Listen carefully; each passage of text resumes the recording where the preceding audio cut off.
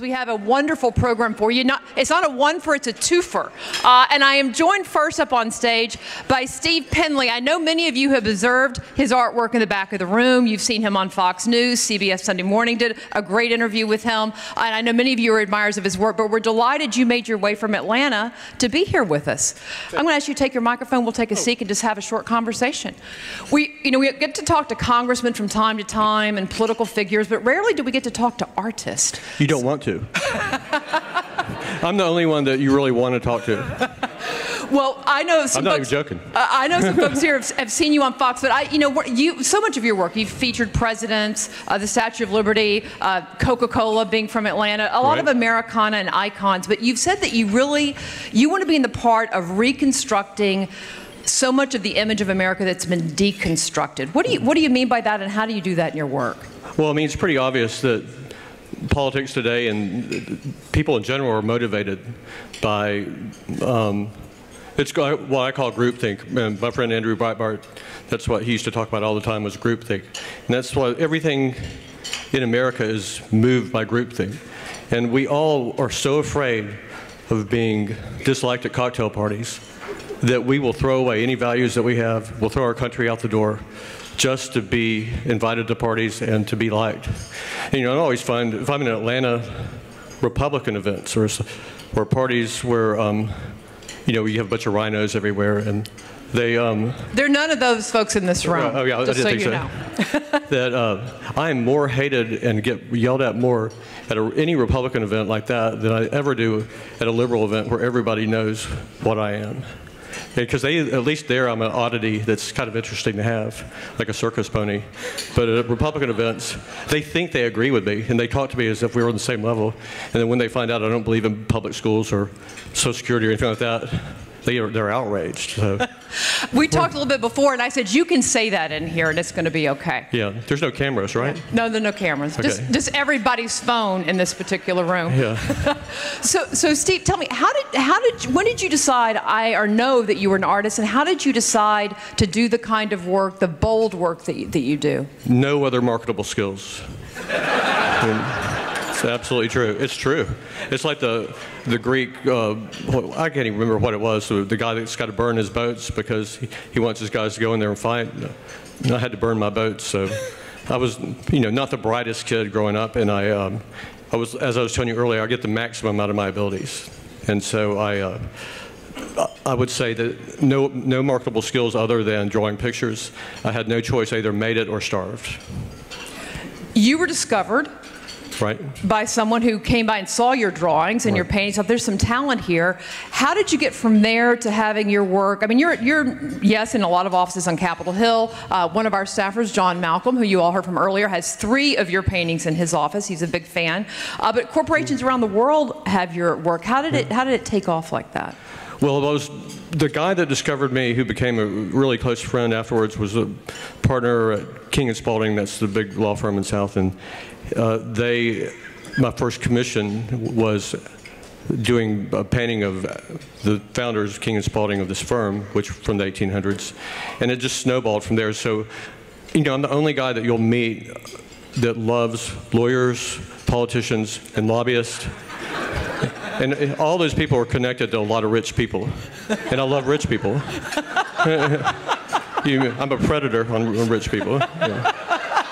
And I see a lot around here I want to talk to you later. Yes, so at the conclusion of the lunch, Steve is going to be in the back by the painting, by the way, that he did specifically for Heritage. You've done waving flags before, but this is one you specifically did for Heritage. And whoever bids highest on that, of course, is going to take it home with them. And the retail value is a lot higher than the highest bid right now, just so you know. I mean, I'm not promoting myself, I'm just saying. It should be a lot more. But we should say also that you can also get prints of that are going to be available, and we're going to be able to sending out an email at the conclusion of the conference that has a link to your website, Steve, where you can also get a print of that. Part of the donations of all those go to the Heritage Foundation as well. So thank you very much for being generous in that way. You're welcome. You do a lot of work with a number of organizations. I know we're going to be talking to Gary Sinise tonight, and he's been very involved with veterans and really making sure that the country respects and remembers and honors them. You've done some of that work as well. Well, I've worked with Gary on a lot of fun, like Homes for Heroes and some things like that. And back home in Georgia, I greatly exaggerate my friendship with Gary, and and any other like movie star. I think people like that. I love telling my friends all these famous people I'm friends with. Steve, what's your favorite piece that you've ever done? Do you have one? Probably Washington Across the Delaware, not because of my painting ability, but because of the subject. I love the subject, that monumental.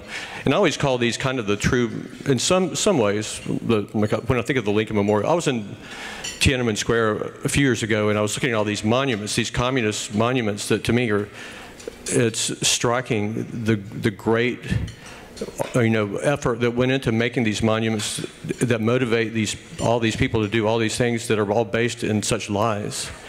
And in America, we have these, this is overthinking it and just a little heady. And if my friends from high school were here, hearing me say these things, they would be laughing.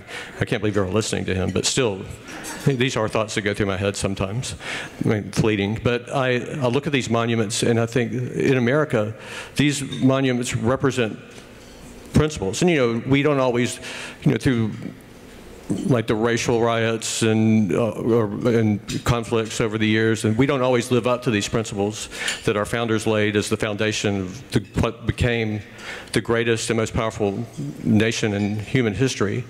So, but even though individually and as a nation we don't live up to them, those principles are perfect. So always, even if they're myths in some ways, which I consider the Tiananmen Square monuments myths, I call them the true myths, because when you look at the Lincoln Memorial, and I'm not a huge Lincoln fan. You're not allowed to say that in public circles because, you don't even care about this, but I consider it the beginning of big government in a way, like the federal. But because the last thing I want to do is hear me go off on politics. But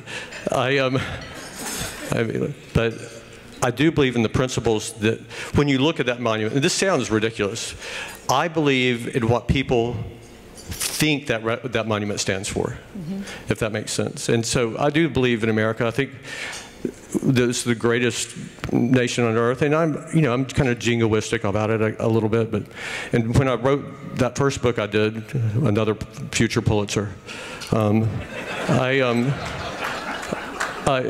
read it in the hundreds of people read it, and then. But it was motivated by my little brother. He's 15 years younger than I am. He's a magna cum laude from Georgetown, as I was telling you. I mean, if I was that, I was telling her earlier, I would probably be one of the most powerful men in the world, and I'd definitely be a lot wealthier. But like I said, I get more out of my abilities than he does. But he told me he had just gotten back from Europe, and when he was over there, he said he held his head in shame because he didn't want anyone to know he was an American. And I'd never thought about my little brother even having any kind of political opinion because he's so, to me, seems so stupid. But I said, what are you talking about? You were ashamed to be American. Why? And then he went on to tell me a list of reasons why America was the worst country on earth and also responsible for every problem that every other nation on earth was having with starvation and oppression and everything else. It was all the fault ultimately of America and how we hog all the natural resources of the world and things. I was so stunned because here I was, going happily along through life, painting my pictures and serving myself, of course, and being a predator on the rich people of the world. And then, so I was fine with everything, but that was such a shocking awakening to me. And so I wrote the book as if I were talking to my little brother, and his, even 15 years difference is such a remarkably different. You'd be amazed, even though the kids you see today, the college and after, even older than that, the kids, you'd be amazed how dumb they are if you really talk to them. And I'm kidding kind of saying that, but they're way smarter than I ever dreamed of it. But intelligence is meaningless without underlying philosophy or value behind it. And so I wrote that book as if I were talking to him and telling him why he lives in the greatest country on earth. And it's unbelievable. If you don't recognize the greatness of America, you are willingly ignorant, and you want to believe it. Well, maybe this is a book many people here would like. You want to hold it up? This is it right here. Right? Yeah, we don't really. Just show it. We're not trying to sell them to you because we don't even have any, so don't worry about that. Well, people, because you also have Ronald Reagan is on the cover of it. Yeah, and Ronald Reagan and the American Ideal. This is available on your website. Right, I'm the one that wrote Pulitzer Prize winner on the top. Yeah, that is kind of pinned in at the top. Yeah. I'm learning a lot of good marketing tricks from you. This is great. Yeah, I'm a genius. This is good. Yeah. Well, Steve, thank you very much. Thank you. Thanks for having me. Here. Thank you. I appreciate it. I'm honored. Thank you. And again, Steve is he's actually gonna stick around for the conference. It'll be tomorrow, but he's gonna be at the back. So if you would like to say hello to him on your way out before we head out to whale watching and all those good things, I'll give everybody a personal lecture on my philosophies and opinions on everything. Thanks. Thank you. Ladies and gentlemen, Steve Penley, thank you.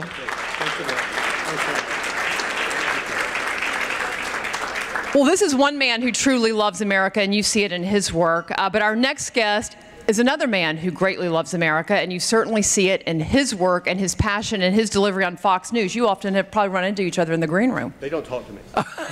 They don't talk to me, he says. Yeah, security told them not to talk to me. But our next guest is somebody I know many of you are familiar. You do see him on television. He's someone who's not just passionate about America. He is so articulate in talking about American exceptionalism, which Kay was speaking to earlier. And what I love about it, part of his bio, some of you may know this, Sebastian Gorka came to America in 2008, but he became a citizen in 2012. And yet he can speak so much more about why we fight, the title of his latest book, than so many Americans who were actually born in this country. So it is our privilege, Sebastian, to welcome you to the Heritage stage right now so we can have a great conversation.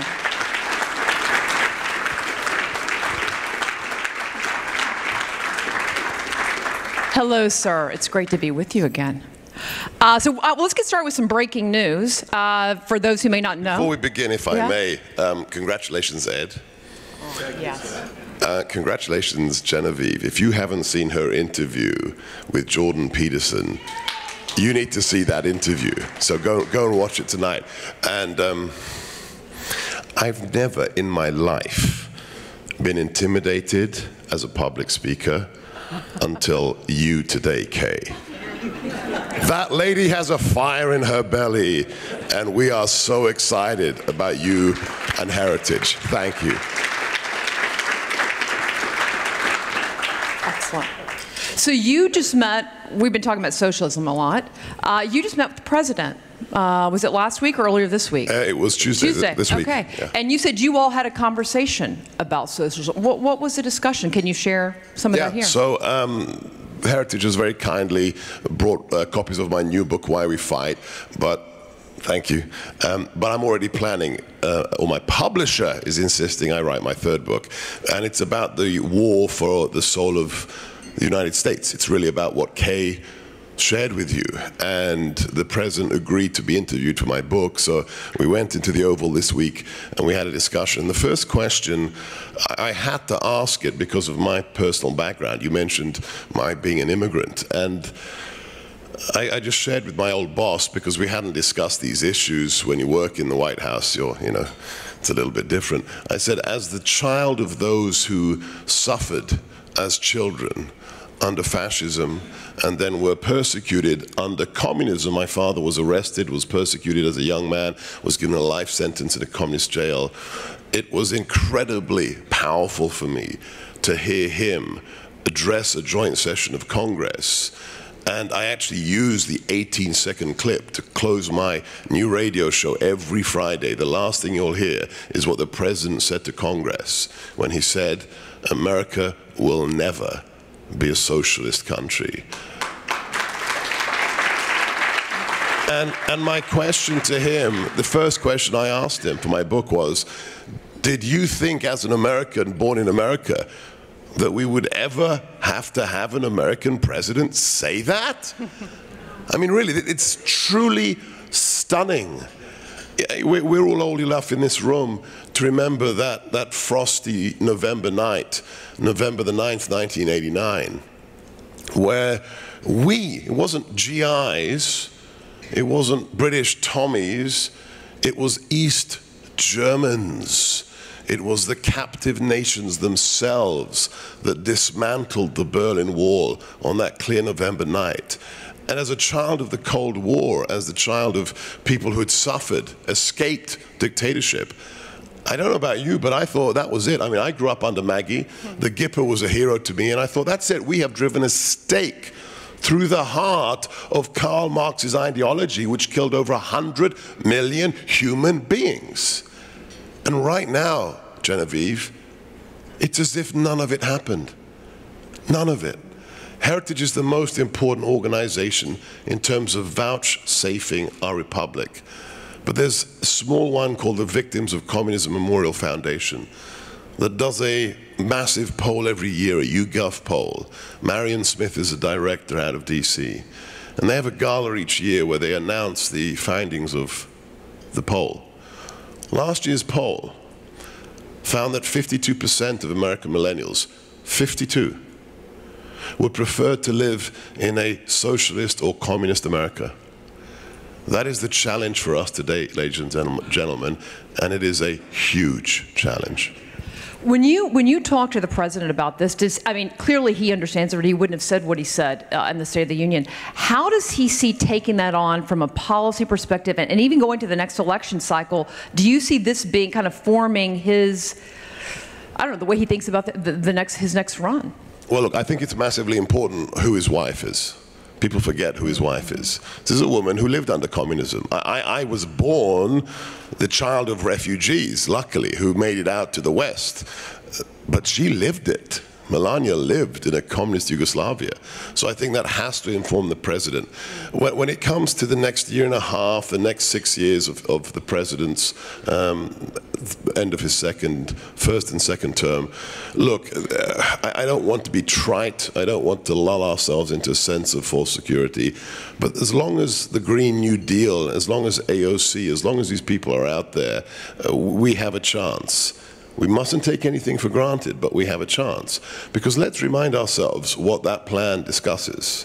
The outlawing of internal combustion engines, the inability of you to fly on a private aircraft, the destruction and rebuilding of every building in the United States to make it politically correct and environmentally friendly. Okay? I mean, I got pilloried for this, but I meant it, and I will still stand by it. I said this at CPAC. This is the level of power that Stalin dreamt of having but never had. I mean, Stalin didn't try to outlaw cows. Yes, the Politburo would have laughed at him. But this is, and every single leading Democrat candidate for president has signed on to this insanity. That's why we have to understand what Kay said.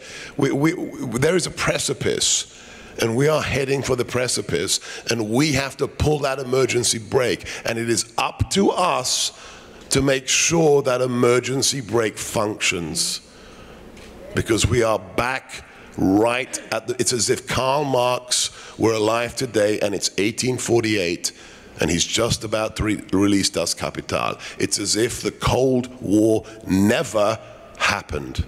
Sebastian, and this is something I asked of Jordan Peterson. He speaks to a lot of folks around the world, around this country, a lot of young people, so do you. What are the messages when you talk about socialism? And this, because you hear a lot of people say, well, I'm for democratic socialism, or I'm for American version socialism, not understanding that it's really all the same thing. What are the messages that you give to your audiences that you see resonate and kind of lights go off? Okay, apologies to those from Heritage who've heard this before, but I'm going to share this because I think this is how it's done most effectively. My two books, Defeating Jihad and Why We Fight, are kind of wonkish books on national security. But I've interspersed stories about real heroes, including my father. And when I meet anybody who's ever read any of the books, what do they want to talk about? The stories. The only thing they don't want to talk about, the evolution of Al-Qaeda's ideology, right? That's just a wonk death. They want to talk about the stories of personal heroism. And this is how we make a change. Policy papers are massively important, but why did the GIPA win? Because the GIPA spent more than a decade traveling from GE plant to GE plant, giving lectures on why democracy, the Republic, and free markets are the only way to live, and he wrote those speeches himself. The amiable Dantz wrote those speeches himself. And he had all the facts at his command, but what else did he have? He was the arch communicator. Have you ever seen a photograph of Ronald Reagan where the cuff of his shirt was the wrong length, where the tie was I mean, never.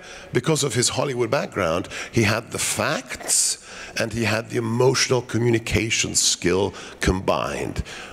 Our president today, for different reasons, is doing the same thing. He has an instinctual understanding of free markets. He has a love of the country and his authenticity, not because he was in movies, but his authenticity as a kid, not from Manhattan, kid from Queens. His authenticity as a kid from Queens connects. I've seen it. When we travel to Youngstown, Ohio, to Steel Valley, he connects with people who are dyed-in-the-wool Democrats and are screaming, "Drain the swamp," at one of his rallies in Youngstown. So what we have to do is the following, and I'm sorry for giving a long answer. We have to tell stories. And here's my story. Every life has certain branch points. Points at which your life can take one road or another, and you can usually identify them down to the day, if not the hour. I can identify it down to the minute. So my parents escaped Hungary in the Revolution of '56. My father was liberated from a prison, a political prison. He crossed the minefield with a 17-year-old daughter of a fellow prisoner who became his wife and my mother. I was born and raised in the UK. My parents were very worldly, loved to travel, and every summer we would vacation in France, in a different part of France. And I was about 7 years old, and I was on the beach in France, playing with my G.I. Joes on the sand. And my father comes out of the sea. He was an amazing athlete of a man. He was on the national crew team before he was arrested, loved to swim. He comes out of the sea, like out of a movie, and I see something on his wrists. And I see these strange white lines. And I knew he was too young to be wrinkled on his wrists. So like a silly little boy, I said, "Hey, Dad, what's that?" Without skipping a beat, with no emotion, he just looked at me and said, "Son, that's where the secret police bound my wrists together with wire behind my back so they could hang me from the roof of the torture chamber." That's when my life changed. Because for me, from that point onward, two things will never ever be in question. That socialism is real. It's not a theory in a book, it's real. And that secondly, this is what the left has succeeded in doing since 1968 by taking over the colleges and the schools. I knew that evil is real and walks the earth. It is not something from mythology. It's not, you know, beasts on islands in ancient Greek mythology. It's not Hansel and Gretel and witches in the forest. Evil is real. And heritage is the last bastion in making sure that this evil ideology doesn't win. Let me add, I'm sorry to monopolize, but I have to share another story. Because this connects. These things connect. And Heritage invited me on a panel for the last President's Day with a girl who escaped from China, with Marion Smith from the Victims of Communism Foundation. These things are how we win the argument. And let me share with you the story of the blind lawyer from China. Do you know who yeah, you heard the pro-life activist, Guancheng. This man was blind, totally blind.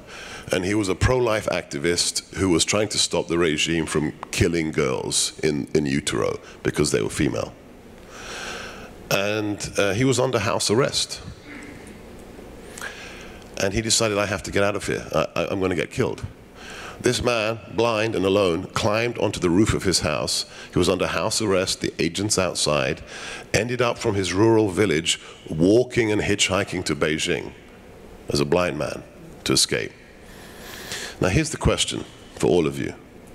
And this is why what you heard from Kay is so essential. When he got to Beijing, whose door did he knock on? Did he knock on the French embassy, the Swiss, the Russian, the German, the Venezuelan? When you are running away from tyranny, when you are fighting for your freedom, there's only one embassy's door you knock on, and it's ours. Because Reagan was right. We are the shining city on the hill. And for the last 2 years, this president has been bringing us back to that place. But here's the question for you, and this is why I think raising that 5 million, I think we'll do it by the end of lunch today. 5.3. 5.3. All right, coffee, by the end of coffee.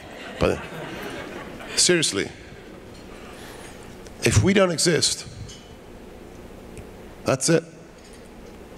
If there is no American embassy, whose embassy are you going to knock on when you have to run? Because I'm not running anywhere. I chose this country. I'm a proud American. And I am honored to be associated with Heritage, to be working with Kay, with Ed, with Genevieve, with Rob, everybody. Because for me, the Heritage Building is the essence of America in America.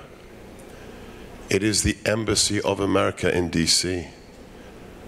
That is our mission, to make sure that essence is spread from that building across the country in exactly the way that Kay said, to multiply, as Ed said, not divide, to reach out to those communities, because we have done a very, very poor job to reach out in the last 30 years to those communities. But we have a vision now, and to answer your question, stories, stories, stories from people who've seen the truth. Gorka for me.